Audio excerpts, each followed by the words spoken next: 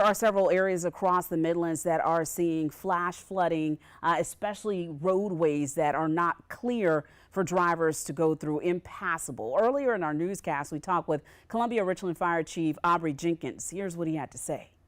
Stay off the road because we got water all over the place, and they were saying turn around, don't drown. We don't want anybody thinking that they can maneuver water because you don't know how deep it is.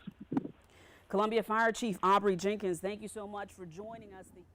Again, that's Chief Jenkins saying, turn around, don't drown. This is not a time for you to go out and explore. As a matter of fact, there are a number of areas that don't typically flood when there's strong rain in the area that are now either impassable because traffic signals aren't working or because of downed trees. Now, one of those areas that often sees flooding, especially when we see weather like what we've had this evening, is the 5 Points area of Columbia. News 19's Peyton Lewis continues our team coverage this evening with more on how shop owners are responding to this flood. Peyton?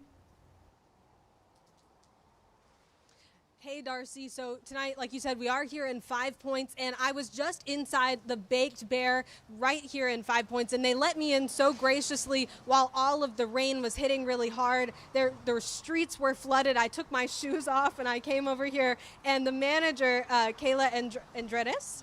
Yes, and she let me in, and she was like, hey, you can totally come in and dry off for a second, but we're going to close our doors. Yes, so unfortunately we are having to close due to the flash flood warning, but we will be open tomorrow. Okay. So do you guys normally have to close when stuff like this happens? So it really depends. If there is like a flash flood warning and it is starting to rise up to our doors, then unfortunately we do. We try to put the, sandbags out to help stop some of the water from coming into the store, but unfortunately sometimes we do have to close.